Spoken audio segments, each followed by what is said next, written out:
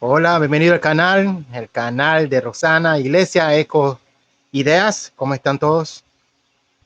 Ahora vamos a hacer algo muy bonito. Mi mamá quiere hacer algo con cartón y con una muñeca. Suscríbanse al canal.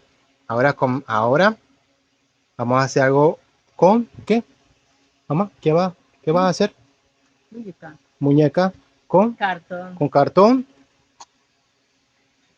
plástico. Plástico. Esos son los materiales que mi mamá tiene. Eso es lo que mi mamá dice que eso es lo que va a usar. Bueno, comenzamos. Saludos.